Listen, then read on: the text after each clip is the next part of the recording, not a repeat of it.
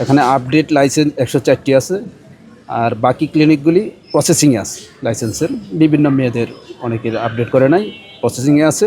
এবং ক্লিনিক আপনারা দেখেছেন ওনারা কোনো আবেদনই করেন, টোটালি অবৈধভাবে চলতেছে।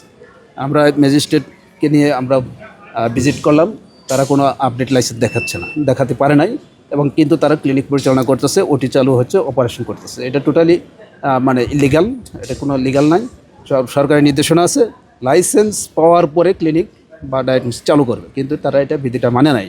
এই জন্য আমরা 3টি ক্লিনিককে অবৈধভাবে পরিচালনা করতেছিল, এই জন্য 3টি ক্লিনিক আমরা সিলগালা করে দিয়েছি।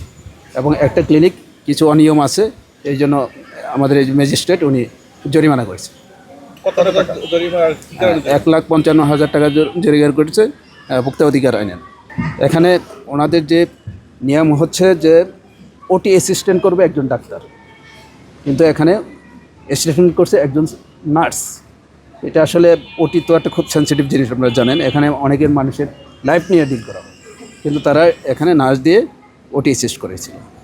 তারপর যেটা এক্স-রে ডিপার্টমেন্ট, এখানে তাদের এই এক্স-রে কোনো অনুমোদন নাই, তারা কোনো অনুমোদন সার্টিফিকেট তারা দেখাতে পারে নাই।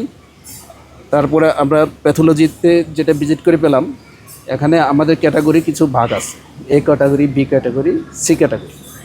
এনাদের যে প্যাথোলজি ল্যাবরেটরি এটা হচ্ছে বি ক্যাটাগরি, কিন্তু দেখা গেল তারা বি ক্যাটাগরি না, তারা এ ক্যাটাগরিও এখানে তারা ডায়াগনোসিস করার জন্য করে আর কি, কিন্তু এটা কোনো বৈধতা নেই। আর যেটা হচ্ছে নিয়ম হচ্ছে জেলা পর্যায়ে কোনো প্যাথোলজিতে জেলা পর্যায়ে প্যাথোলজিস্ট মাস্ট থাকতে হবে।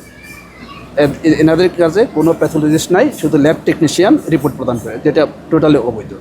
এসব কারণে ওনাদের জরিমানা করা হয়েছে। আমি প্রথমেই বলেছি যে সব ক্লিনিকে আমি ভিজিট করব এবং এই অভিযান অব্যাহত থাকবে।